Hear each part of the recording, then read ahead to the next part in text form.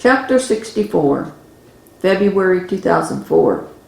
I had turned 16 on January 1st.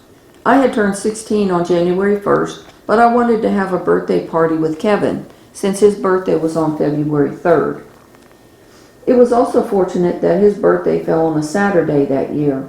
Surprisingly, we had our birthday party at Carol's house. I liked her mom, although I could see why Carol was the way she was. She had a twin brother and sister, Donnie and Connie, who were 3 years older than her. They still lived at home, which was rather interesting. I liked them, though, because they teased me in a fun way and paid a lot of attention to me. They paid a lot of attention to Kevin, too. We had a good birthday, me and Kev, so much that I changed my birthday to February 3rd. Before our birthdays, we had been studying the handbook to pass our driver's test, and Daddy had given Kevin a lot of driving practice on the ranch. He took us to the DMV and we both passed our driver's test, so he took us out to eat in celebration that night. He even let Kevin drive us back to our house. A few days after Kevin turned 16, I had arrived home after school and was eating dinner with my dad. The phone rang and my dad made me answer it. I hated talking on the phone, but there I was answering it. "Hey," Kevin's voice said softly. His voice sounded weird. "Is something wrong?" I asked back. I saw my dad glance at me. Yeah, can you come pick me up?" he replied. It sounded like he'd been crying. I wasn't looking forward to crying or talking about feelings, but I was curious and I wanted to help him if I could. I moved my mouth away from the phone and looked at my dad. "Can Kevin come over?" I asked. "He's upset," I whispered.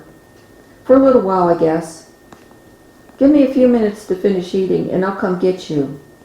I'm not at home. I'm down at the grocery store and I don't want to come to your house. I just want to go somewhere and talk. Can you pick me up there?" "Yeah," I agreed. I felt confused then. I sat down at the table, but now I wasn't hungry. Daddy quizzed me and I relayed the conversation. "If it's something big, you better let me know," he said as I was walking out the door. Kevin was sitting on the curb with his head in his hands as I drove up. I called his name and he climbed into the truck. He wanted me to drive down by the river. I parked the truck and we sat there with the heater running and the radio playing softly. "Do you know what I wish?" he asked.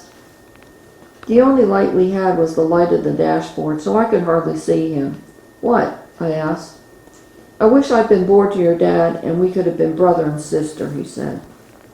"I guess it would have been incest," I chuckled as I thought of us having sex. "Maybe," he replied. There was only sadness at my reply. "What's the matter?" I probed. "Someday I'm going to change my last name to yours."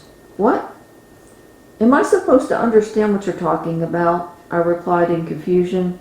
He hadn't said one thing that had made sense since he'd gotten in my truck. A song from Boston had started playing. He abruptly reached over and snapped off the radio. He didn't like the group Boston. "You wouldn't make fun of me, would you?" he asked, his voice breaking as if he were on the verge of crying. "No, I teased him all the time, but at the moment that just wasn't an option." I jerked as he suddenly moved across the seat in the darkness and startled me. I jerked again as he unexpectedly put his arms around me. "I'm sorry," he said, and then he was bawling like a baby. I had already felt and heard his pain, but the sudden burst of emotion almost brought tears to my eyes, and I was a rock. I maybe cried once a year, if that. I reluctantly put my arms around him. I was one of those people who didn't know what to do when someone cried. Not that I'd encountered much of that. But my solution was to disappear. Only I couldn't disappear because Kevin was clinging to me. I had to step up and deal with it. I remembered Daddy telling me that in the past. He said that I needed more compassion in me. The only thing I could think to do was to keep my arms around him and let him cry. A few minutes later, he was calming down. "It's all right, Kevin. We'll make it through this. It will be okay," I assured him, even though he hadn't told me his problem. "I don't think so," he said as he bawled harder. I hugged him tighter and rocked him a little. It was probably 15 minutes later when his crying had nearly stopped and he had calmed down again. "Do you want to tell me what's upset you?" I asked. "No," he replied in resignation. He wiped his eyes and loosened his hold on me. I smoothed back his hair to soothe him because that's what my dad had done when I was little and upset about something. Then Kevin was kissing me and we were having hot sex. Afterward, we wordlessly got dressed. The sex had been awesome and fast. We really had chemistry. I hated that I didn't have that with Cole. Cole was just utterly selfish. Lately, all I focused on was his handsomeness. Otherwise, I wasn't sure I could stand him. My mind had been telling me to break up with him, but I hadn't done it. He was just so good looking. "I really screwed up, didn't I?" he asked sadly. "Nah, you're just human, Kev. And so am I assured him. I was hoping he'd tell me what was bothering him, but instead he told me that he had better get back home. "Are you going to be okay?" "Yeah.